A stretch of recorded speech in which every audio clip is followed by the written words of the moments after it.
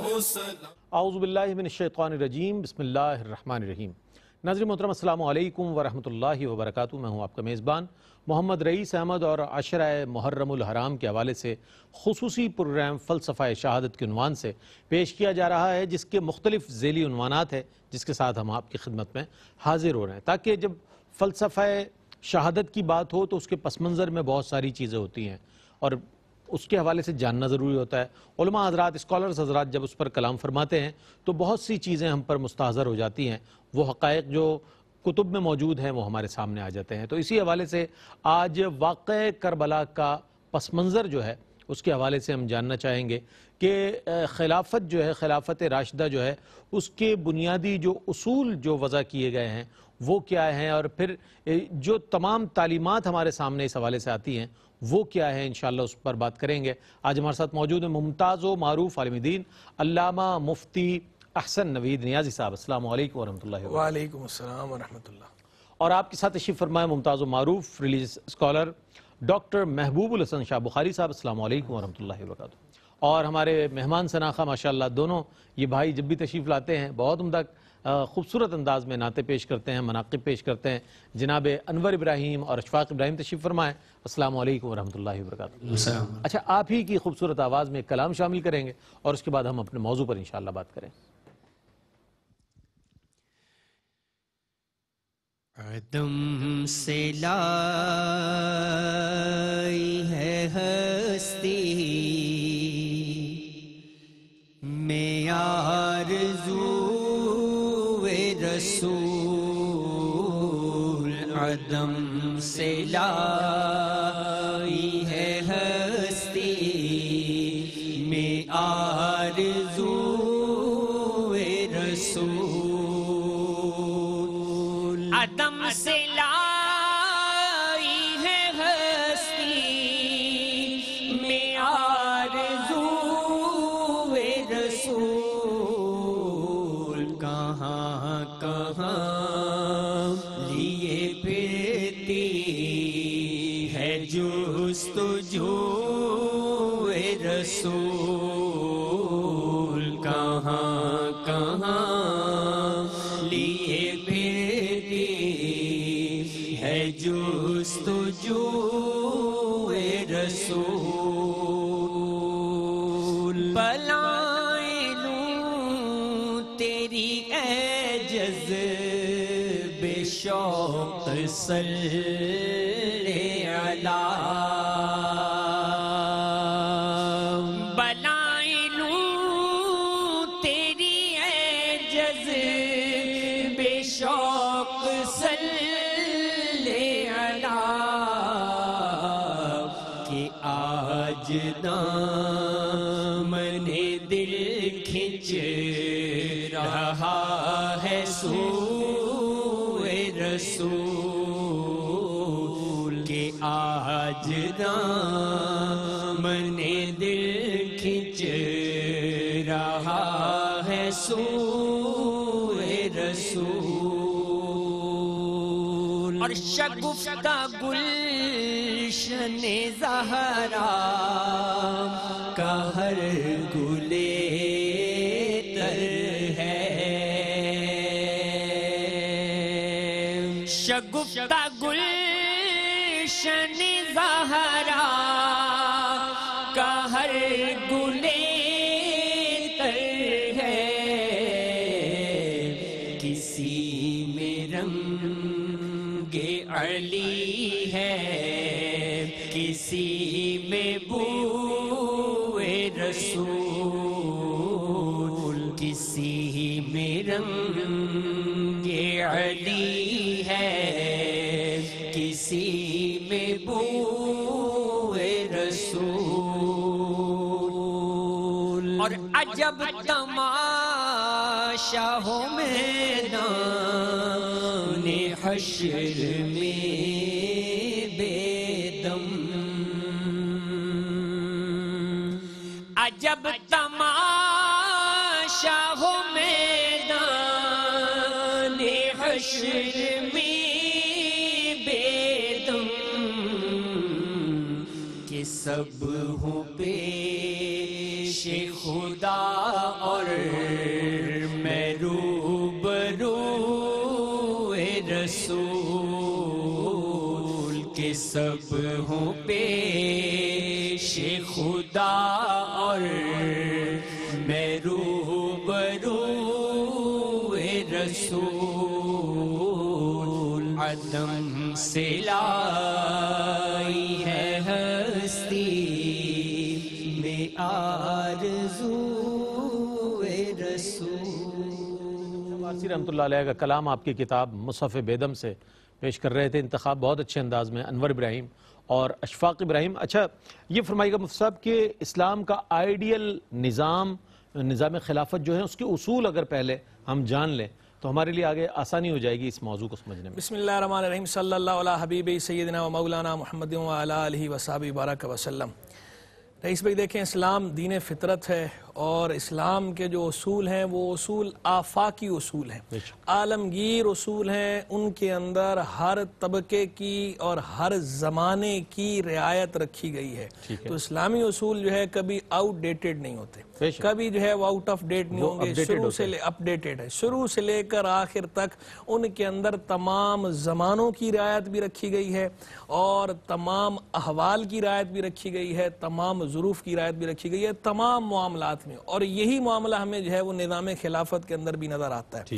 اور نظام خلافت کے اندر تو معاملہ یہ ہے کہ خلیفۃ المسلمین امیر المومنین جو ہے اس کا بنیادی جو اصول ہے سب سے پہلے وہ یہ ہے کہ سید القومی خادمہم، قوم کا سردار قوم کا خادم ہوتا ہے۔ تو اسلامی نظم کے اندر خلافت کا جو ادارہ ہے اس میں جو خلیفۃ المسلمین ہوتا ہے وہ اپنے آپ کو خادم سمجھتا ہے، خلفاء راشدین نے اس کو ثابت کیا، انہوں نے واقعی خدمت کر کے دکھائی کہ جو ہے وہ خادم ہے اور مخلوق خدا کی خدمت کے لیے ہے۔ تو مخلوق خدا کی خدمت کرنے کے لیے خلیفہ بنتا ہے، اپنی تجوریاں بھرنے کے لیے، اپنے بینک بیلنس بنانے کے لیے خلیفہ نہیں بنتا۔ اور جتنے بھی وہ خلفاء کہ جن کی خلافت راشدہ علی منہاج النبوہ ہے، جو واقعی اسلامی اصولوں کے مطابق مثالی خلافت ہے، سب کی زندگیاں آپ اٹھا کے پڑھ لیں کہ خلافت سے پہلے ان کے پاس پھر آپ کو مال و منال نظر آئے گا، لیکن خلافت کے بعد جب ان کا وصال ہوتا ہے تو ان کا ترقہ آپ کو بہت کم نظر آئے گا۔ یہ رول ماڈلز ہیں، انہوں نے جو کر کے دکھایا۔ تو یہ جذبہ جو پیدا کیا ہے یہ اسلام نے پیدا کیا ہے خدمت کا۔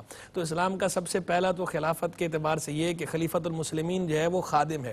دوسرا، حکومت کوئی بھی ہو، حکومت وہ کہا جاتا ہے نا کہ کفر کی حکومت چل جاتی ہے لیکن ظلم کی حکومت نہیں چل سکتی۔ عدل و انصاف بنیادی اصولوں میں سے ایک اصول کہ عدل و انصاف، اور پھر اس عدل و انصاف کے اندر یہ نہیں دیکھنا کہ سامنے کون ہے، اس عدل و انصاف کو قائم کرنے کے لیے اپنے پرائے کو دیکھے بغیر عدل و انصاف قائم کیا جاتا ہے۔ جب معاملہ عدل و انصاف کا آیا، معاملہ حدود اللہ کا آیا تو جو سزا ہے وہ سزا ملے گی، عدل کیا جائے گا۔ مولا علی بھی جو ہے پھر قاضی شرح کے پاس جا رہے ہیں اور سیدنا فاروق اعظم بھی جو ہے وہ عدالت میں پیش ہو رہے ہیں، یہ مثالیں ہمیں ان کے اندر نظر آئیں گی اور لوگ پوچھ رہے ہیں ان سے۔ پھر آپ یہ دیکھیں اسلامی نظام خلافت میں خلیفہ مطلق العنان نہیں ہوتا، خلیفہ رسول اللہ صلی اللہ علیہ وسلم کا نائب ہوتا ہے۔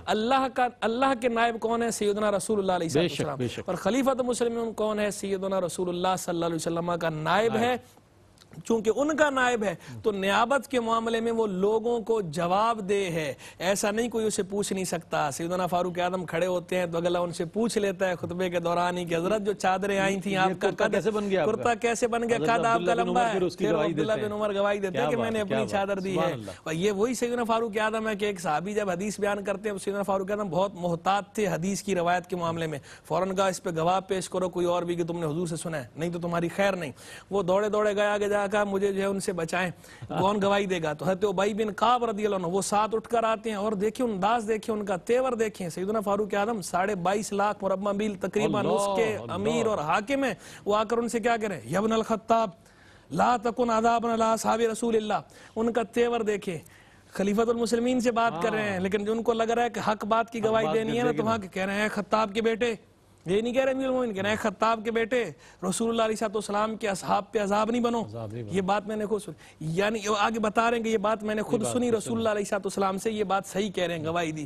آپ یہ دیکھیں تربیت دیکھیں سیدنا رسول اللہ علیہ السلام کی، کہ آپ کے وہ صحابی ہیں کہ وہ کسی سے دبتے نہیں ہیں، کسی سے جھجکتے نہیں ہیں، حق کا معاملات ہے، حق کی گواہی میں سر فہرست پیش نظر آتے ہیں، وہ سیدنا ابی بن کعب رضی اللہ عنہ۔ اور خلیفۃ المسلمین کی تربیت دیکھیں گے، سرکار نے ان کی تربیت کیسے کی، سیدنا فاروق اعظم ہے، 22.5 لاکھ مربع میل کے حکمران ہونے کے باوجود، کیسر و کسریٰ نام سے کانپتے ہیں، اس کے باوجود اگلا بندہ تلخ لہجے میں سمجھا رہا ہے تو آگے سے کوئی انتقامی کارروائی کرنا تو دور کی بات ہے، کوئی تلخ جملہ نہیں بولتے، خاموشی اختیار کر لیتے ہیں کہ ٹھیک ہے کیا بات، سبحان اللہ کہہ کے خاموشی اختیار کر لیتے ہیں اور بات مان لیتے ہیں۔ تو یہ سیدنا رسول اللہ علیہ السلام کی تربیت کو سلام ہے، یہ اسلام کے وہ نظام خلافت کے اصول ہیں کہ حکمران جو ہیں وہ اپنے آپ کو جواب دہ سمجھتے ہیں، انہیں استثناء حاصل نہیں ہوتا، وہ بھی جواب دہ ہیں جس طرح دیگر لوگ جواب دیں، تو سب اللہ رسول کی عدالت میں جواب دیں۔ کیا کہنا ہے، اسلام کا آئیڈیل نظام خلافت اور اس کے اصول جو ہیں بہت اچھے انداز میں، چونکہ اصول وضع کرنے والے خلفائے راشدین ہیں کہ جنہوں نے اپنی زندگیوں سے اس بات کو ثابت کر دیا کہ اگر خلافت راشدہ ہے تو اس کا معیار یہ ہے، اور اس کے معیار کے لیے سب سے پہلے اپنے آپ کو پیش کیا۔ ایک انتہائی اہم سوال میرے پاس موجود ہے، ڈاکٹر صاحب کی خدمت میں پیش کروں گا، ایک مختصر سا وقفہ ہے، وقفے کے بعد لوٹتے ہیں، مجھے امید ہے آپ کا اور ہمارے ساتھ رہے گا۔ ناظرین آپ کا خیر مقدم ہے فلسفہ شہادت میں، آج موضوع ہے سانحہ کربلا کا پس منظر جو ہے اس پر بات کر رہے ہیں۔ پس منظر تب ہی معلوم ہوگا ہمیں جب ہم خلافت راشدہ کے خد و خال دیکھ سکیں گے۔ اچھا، خلافت راشدہ کے حوالے سے فرمائیے گا، اس کی تعریف فرما دیجئے، کسے کہتے ہیں، کتنے عرصے پر محیط ہے یہ عرصہ، کچھ فرمائیے گا۔ بسم اللہ الرحمن الرحیم۔ لغوی اعتبار سے اگر خلافت کو دیکھا جائے تو لغت میں اس کا مطلب ہوتا ہے عکس، اسی کے ساتھ ساتھ اس کا مطلب ہوتا ہے قائم مقامی۔ تو بنیادی طور پر حضور پرنور حضرت محمد مصطفیٰ صلی اللہ تعالیٰ علیہ وسلم کی اس طور پر حیثیت کہ آپ نے مدینۃ المنورہ میں اسلامی معاشرت کو قائم کر کے آپ نے منظم فرمایا اور ایک لیڈرشپ کا کردار ادا کیا کہ جو ان کے معاملات کو قانونی اعتبار سے اور ایک خاص انداز میں منظم فرمائے۔ تو حضور اکرم صلی اللہ تعالیٰ علیہ وسلم کے بعد خلفائے راشدین المہدیین آپ کو یہ ذمہ داری، یعنی اس طور پر یہ ذمہ داری دی گئی کہ مسلمانوں کے امور کا نگہباں بننا، ان کو قیادت فراہم کرنا اور ان کے جو روزمرہ کے معاملات ہیں اس پر رہنمائی فرمانا۔ اس کا مطلب یہ ہوا کہ خلفائے راشدین المہدیین کی جو ذمہ داریاں ہیں، جیسے کہ ایک روایت میں حضور اکرم صلی اللہ تعالیٰ علیہ وسلم نے فرمایا کہ بنی اسرائیل میں انبیاء سیاست کیا کرتے تھے، لیکن میرے بعد تو کوئی نبی نہیں ہے، لہٰذا سیاست خلفاء کریں گے۔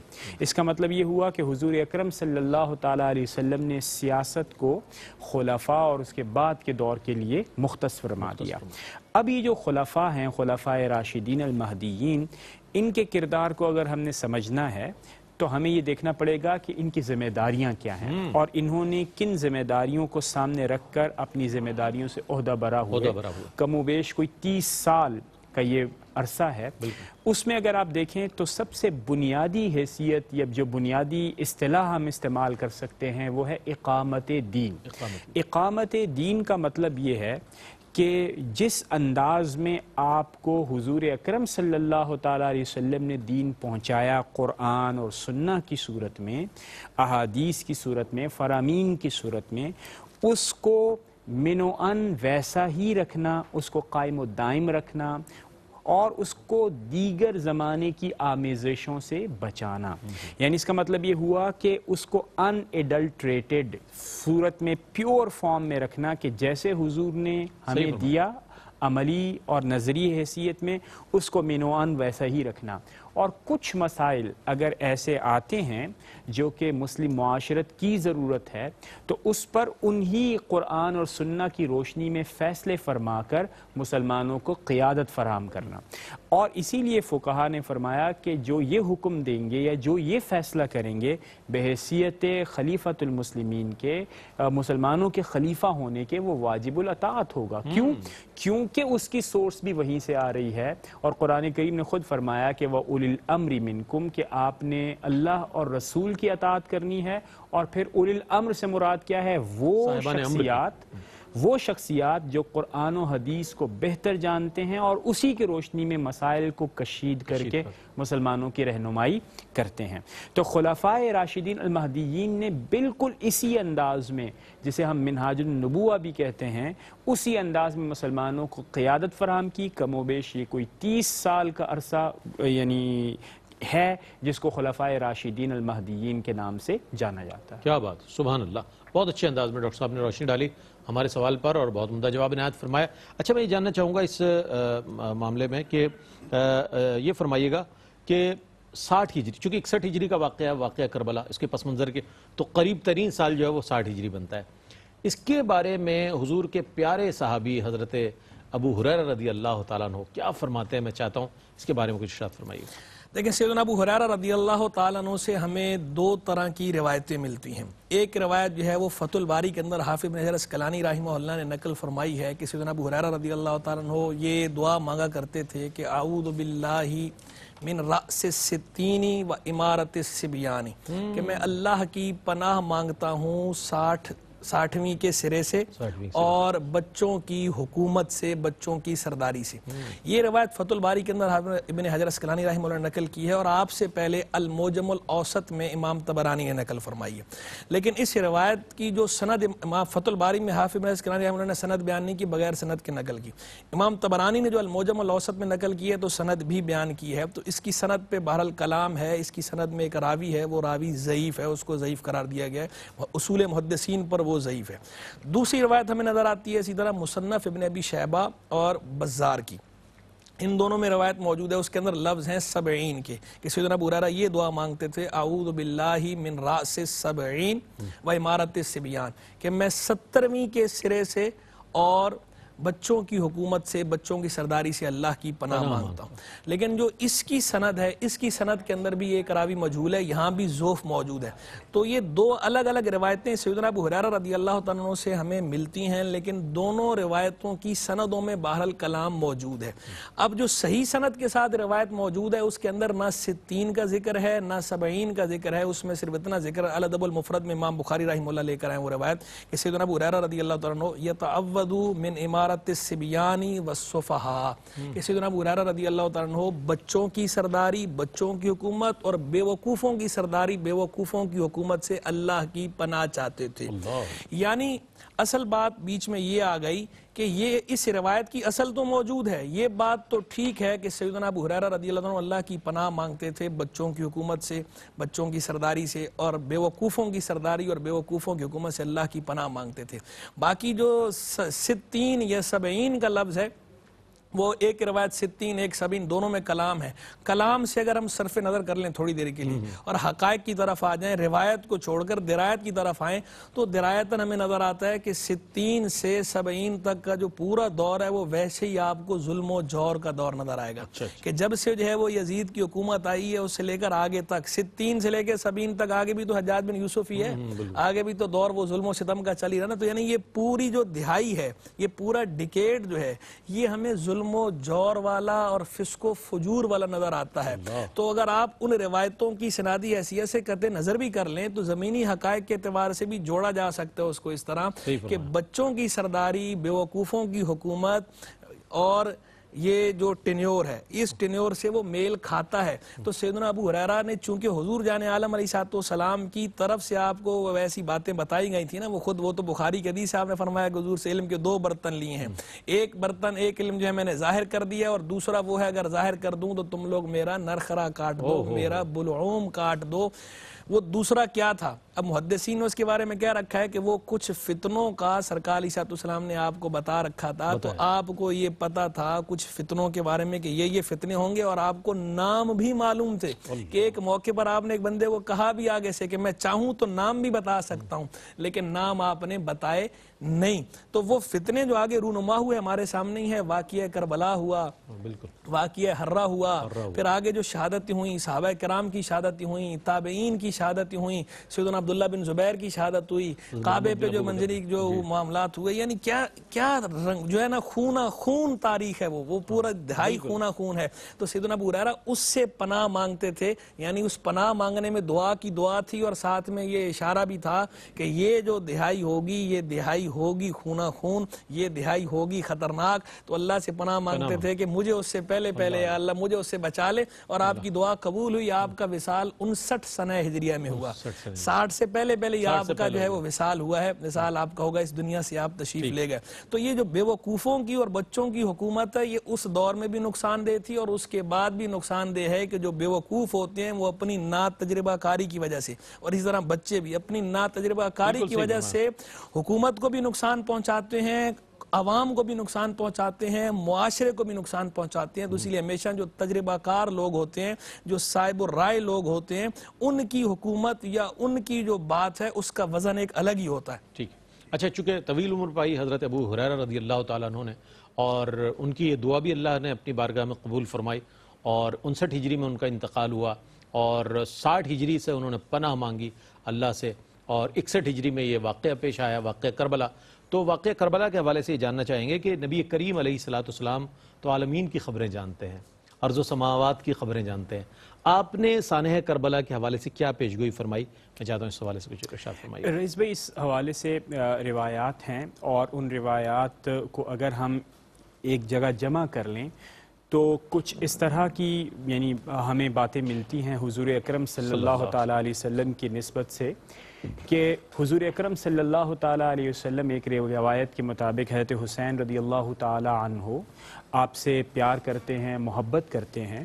تو اسی دوران ایک روایت کے مطابق حضرت جبریل تشریف لاتے ہیں، اور پھر وہ آپ کو بتاتے ہیں کہ حضرت امام حسین رضی اللہ تعالیٰ عنہ کو قتل کر دیا جائے گا عراق میں. ایک انس بن حارث رضی اللہ تعالیٰ عنہ آپ سے روایت ہے کہ اس میں مقام بھی ذکر کر دیا کہ کربلا میں آپ کو قتل کر دیا جائے گا. پھر اور روایات کو اگر آگے دیکھا جائے تو جبریل امین نے یہ بھی بتایا کہ نہ صرف قتل کیا جائے گا بلکہ قتل کرنے والے لوگ آپ کی اپنی ہی امت سے ہوں گے. پھر حضور اکرم صلی اللہ تعالیٰ علیہ وسلم کی وہاں پر ایک نصیحت ہے اور ایک وصیت آپ اسے کہہ لیجئے کہ آپ نے فرمایا کہ اس دن جس دن حضرت امام حسین رضی اللہ تعالیٰ عنہ کو قتل کیا جائے گا تو چونکہ ان کو تو ظلماً قتل کیا گیا تو آپ نے فرمایا جو ان کے ساتھ موجود ہو اسے چاہیے کہ آپ کا ساتھ دے. تو انس بن حارث رضی اللہ تعالیٰ عنہ آپ کے ساتھ تھے اور آپ کے ساتھ ہی آپ نے جام شہادت نوش فرمایا. پھر ایک اور روایت میں ہے کہ حضرت ام سلمہ رضی اللہ تعالیٰ عنہ آپ سے جو روایات آتی ہیں ان میں سے ایک یہ ہے کہ حضور اکرم صلی اللہ تعالیٰ علیہ وسلم کو جبریل امین نے وہ مٹی لا کر دی اور اس کو آپ نے سونگھا اور سونگنے کے بعد آپ نے فرمایا اس میں سے رنج کی بو آتی ہے، یعنی ایک علم کی بو آتی ہے. پھر آپ نے وہ مٹی حضرت ام سلمہ رضی اللہ تعالی عنہا کو دی اور آپ نے فرمایا کہ اسے آپ دیکھتی رہیں، جس دن اس کا رنگ خون آلود ہو گیا اس دن آپ کا قتل ہوگا. اور حضرت ام سلمہ رضی اللہ تعالی عنہا آپ کا یہ معمول رہا کہ آپ گاہے بگاہے اس مٹی کو دیکھتی رہتی اور بالآخر پھر وہ دن بھی آیا جب امام حسین رضی اللہ تعالی عنہ نے آپ نے جام شہادت نوش فرمایا. تو بالعموم اگر طائرانہ طور پر اس کو دیکھا جائے تو حضور اکرم صلی اللہ تعالی علیہ وسلم سے کافی روایات ایسی ہیں کہ جو وہ واقعات کو، ان کی تفاصیل کو اور اس کے ساتھ جڑے ہوئے کئی واقعات کو بہت واضح انداز میں بیان فرماتے ہیں کہ حضور اکرم صلی اللہ تعالی علیہ وسلم نے وقت سے بہت پہلے یہ بتا دیا کہ امام حسین رضی اللہ تعالی عنہ کے ساتھ کس طرح کے معاملات. سانحہ کربلا کے حوالے سے نبی کریم علیہ السلام نے جو پیشگوئی فرمائی اور وہ ثابت کیا وقت نے سانحہ کربلا کیا سرکار نے جو فرمایا وہ اللہ تعالیٰ نے اس کو پروف کر کے دکھایا، اس کو ثابت کر کے دکھایا دنیا والوں پر کہ یہ صادق اور امین کی بات ہے. منہ سے جو بات نکلی ہو کے رہی، کہا جو دن کو کہ شب ہے تو رات ہو کے رہی. ایک مختصر سا وقفہ ہے، وقفے کے بعد لوٹتے ہیں. مجھے امید ہے آپ کا اور ہمارا ساتھ رہے گا. ناظرین آپ کا خیر مقدم ہے. فلسفہ شہادت میں آج انتہائی اہم موضوع ہے. عام طور پر کتب میں یہ موضوع موجود ہے اور بہت سارے مختلف نظریات کے حامل افراد نے اپنا اپنا نظریہ پیش کیا. چونکہ تاریخ اسلام ہے، بہت ساری چیزوں کو ہر شخص، ہر محقق اپنی اپنی نظر سے دیکھتا ہے. تو اس حوالے سے آج یہ جو پروگرام ہے انتہائی اہمیت کا حامل ہے. چونکہ سانحہ کربلا کا پس منظر بیان کیا جا رہا ہے۔ اچھا، سن 60 ہجری میں جب حضرت امیر معاویہ رضی اللہ تعالیٰ عنہ کا وصال ہوتا ہے، انتقال ہوتا ہے، تو اس کے بعد جو ہیں ریزرویشنز، جو خدشات ہیں وہ بڑھ جاتے ہیں حضرت امام علی مقام سیدنا امام حسین رضی اللہ تعالیٰ عنہ اور دیگر اصحاب اکرام رضوان اللہ تعالیٰ علیہم اجمعین کے۔ میں چاہتا ہوں اس پر کچھ کلام کریں۔ لیکن جب سیدنا امیر معاویہ رضی اللہ تعالیٰ عنہ کا وصال ہوا اور آپ کے بعد یزید تخت نشین ہوا، تو سب سے پہلی بات کہ جو سب سے پہلے تحفظات، وہ خدشات، وہ تو یہ تھے کہ صحابہ کرام علیہم رضوان کی ایک تعداد موجود تھی۔ بالکل۔ اصحاب رسول علیہ السلام کی موجودگی میں ایک غیر صحابی کا آگے بڑھنا، یہ ویسے ہی ان کے لیے بھی انوکھی بات تھی، اور یہ آپ ویسے بھی سمجھتے ہیں اس بات کو کہ کہیں بھی سینئرز موجود ہوں، وہاں پہ اچانک کسی جونیئر کو اگر بائی پاس کیا جائے تو وہ جو سینئرز ہوتے ہیں ان کو تحفظات ویسے ہی ہوتے ہیں کہ بھئی اس کو بغیر میرٹ کے جو ہے وہ بائی پاس کیا جا رہا ہے، جبکہ یہاں میرٹ پر لوگ موجود ہیں، تو جو میرٹ پر لوگ ہیں ان کو آگے ہونا چاہیے۔ تو یہ تو بالکل کنفرم بات ہے کہ یزید اس میرٹ پہ پورا نہیں اترتا تھا۔ صحابہ کرام علیہم رضوان موجود تھے، اصحاب رسول کی موجودگی میں کسی اور کی سرداری، کسی اور کی حکومت جچتی نہیں تھی۔ صحابہ کرام سردار ہیں، کوئی صحابہ میں سے ہی کوئی صحابی جو ہے وہ بنتا تو اس کی ایک الگ بات تھی۔ ایک تو یہ تحفظ تھا۔ دوسرا تحفظ یہ تھا کہ دیکھیں اسلام کے اندر دو چیزیں ہیں، جو فضیلت کا معیار ہے وہ دو باتیں ہیں۔ ایک بات جو ہے قُلْ هَلْ يَسْتَوِي الَّذِينَ يَعْلَمُونَ وَالَّذِينَ لَا يَعْلَمُونَ، محبوب فرما دو کہ جاننے والے اور نہ جاننے والے، علم والے اور بے علم برابر نہیں، یعنی ایک میرٹ، ایک معیار اسلام کا، فضیلت کا، افضلیت کا، وہ ہے علم، اور دوسرا معیار اسلام کا ہے وہ تقوی۔ وہ بھی قرآن فرقان حمید میں بیان فرما دیا گا، ان اکرمکم عند اللہ اتقاکم، بے شک تم میں سے اللہ کے نزدیک زیادہ عزت والا وہ ہے جو تم میں سے زیادہ پرہیزگار ہے، متقی ہے۔ تو اسلام کے بنیادی معیار تو دو ہیں، علم اور تقوی۔ تو جو علم اور تقوی کے جو دو بنیادی معیار ہیں، یزید ان پہ پورا نہیں اترتا تھا۔ صحابہ کرام علیہم رضوان کو بھی یہ خدشات تھے، اور دیگر جو اجلہ تابعین تھے ان کو بھی یہ خدشات تھے کہ یہ وہ آدمی ہے نہ علم کے معیار پہ پورا اترتا ہے اس طرح، نہ تقوی کے معیار پہ پورا اترتا ہے۔ تو امیروں کے ہاں یا سرداروں کے ہاں پیدا ہو جانا اور بات ہے، اور ذاتی علم اور ذاتی تقوی جو ہے، جو انسان کا اپنا جوہر ہے، اس کی بنیاد پہ اپنے آپ کو منوانا یہ اور بات ہے۔ اس وجہ سے جو ہے وہ انہوں نے اس کا اظہار بھی کیا اپنے خدشات کا، تحفظات کا۔ اب لیکن چونکہ اس طرف جو ہے وہ ظلم بھی تھا، جور بھی تھا، جفا کا معاملہ تھا، تو اب دو ہی راستے تھے، ایک راستہ عزیمت کا تھا اور ایک راستہ جو رخصت کا تھا۔ تو بعض حضرات نے رخصت کے راستے کو جو ہے وہ اختیار کیا، بلکہ اکثر نے رخصت کے راستے کو اختیار کیا، اور بعض صحابہ کرام علیہم رضوان اور بعض حضرات نے عزیمت کا راستہ اختیار کیا۔ دونوں مثالیں موجود ہیں، رخصت والے بھی اپنی جگہ درست تھے اور عزیمت والے تو عزیمت والے، ان کے تو کیا کہنے، جن کے اندر ٹاپ آف دا لسٹ، سر فہرست جو ہے سیدنا امام علی مقام امام حسین علی جدہ و علیہ السلام تھے۔ تو امام حسین رضی اللہ عنہ نے یہ جو عظیمت کی شمع روشن کی ہے، یہ ظلم و جور کے خلاف، یہ اگر وہ شمع روشن نہ کرتے تو بعد میں آنے والے ظلم کے خلاف کیسے کھڑے ہوتے۔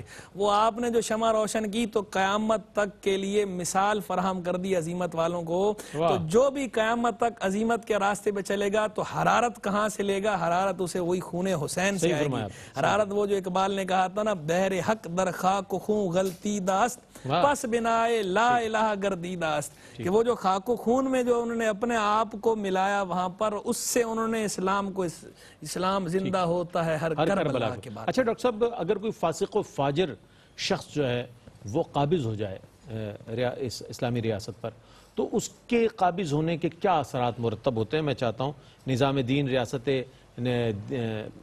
ریاست پر اس کے، میں چاہتا ہوں اس کے اثرات کے حوالے سے کچھ فرمائیے۔ دیکھیں ابھی جیسے گفتگو ہو رہی تھی کہ علم اور تقوی یہ وہ بنیادی معیار ہے، اسی کے ساتھ ساتھ جو خلافت ہے، یعنی جو مسلمانوں کی قیادت کی ذمہ داری ہے، اس کے اپنے تقاضے ہیں۔ ان تقاضوں میں اقامت دین ہے، یعنی دین کا صحیح فہم، اور اس کے بعد پھر اس کو خارجی امتیاز یعنی خارجی آمیزشوں سے بچانا۔ اب اگر ہم یہ کہیں کہ کوئی شخص فاسق ہے، کوئی شخص فاجر ہے، تو اب آپ مجھے بتائیے کہ شرع کو آپ کیسے محفوظ رکھنے میں کامیاب ہو سکتے ہیں؟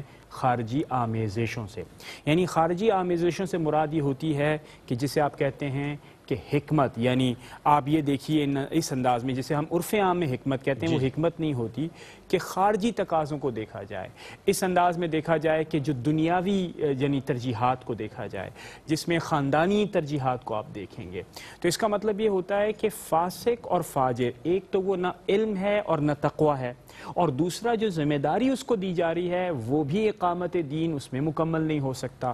لہٰذا لا محالہ آپ نتیجہ یہی نکال سکتے ہیں کہ کوئی شخص فاسق ہو اور فاجر ہو اور اس کو مسلمانوں کی قیادت کی ذمہ داری دے دی جائے تو وہ یہ صلاحیت رکھتا ہی نہیں ہے شرع کے اصول کے کرائٹیریا ہی نہیں ہے، وہ کرائٹیریا ہی نہیں ہے۔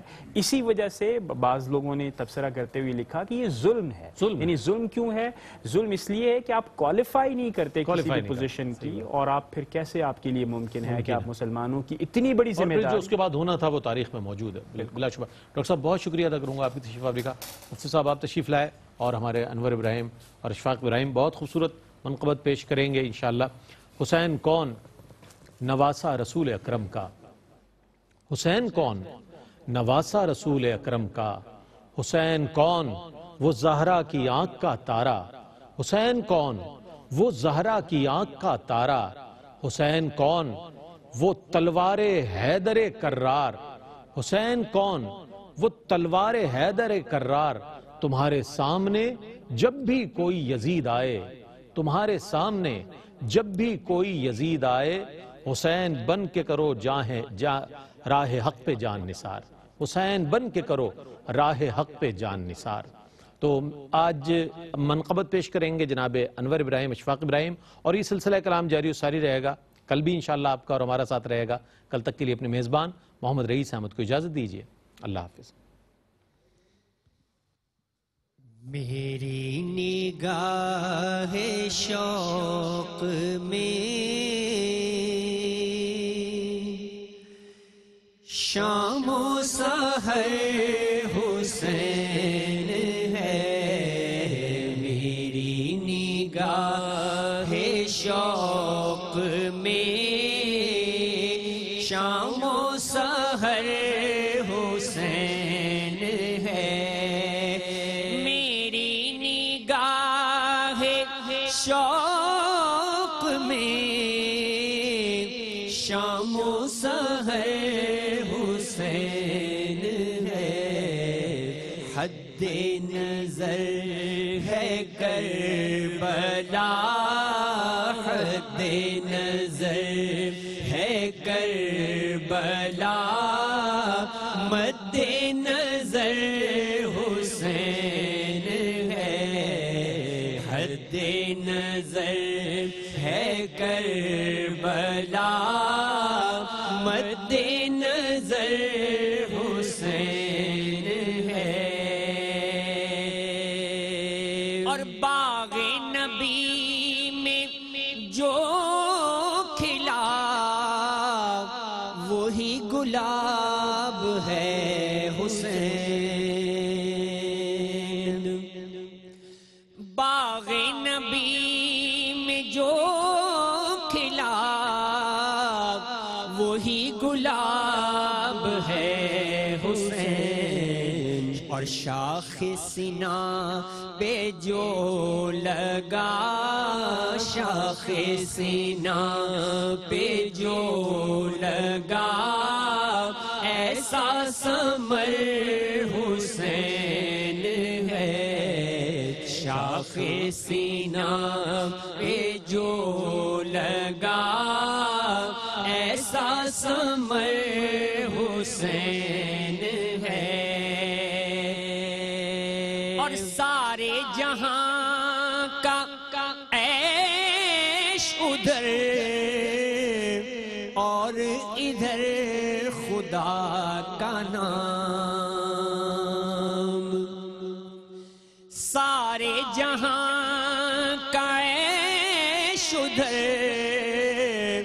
اور ادھر خدا کا نام، اور ساری ملوکیت ادھر، ساری ملوکیت ادھر اور ادھر حسین ہے، ملوکیت ادھر اور ادھر حسین ہے، اور اس کی نگاہ پر درود، اس کے شعور کو سلام، اس کی نگاہ پر درود، اس کے شعور کو سلام۔ کتنی عظیم ہے وہ ماں، کتنی عظیم ہے وہ ماں، جس کا پسر حسین ہے، کتنی عظیم ہے وہ ماں، جس کا پسر حسین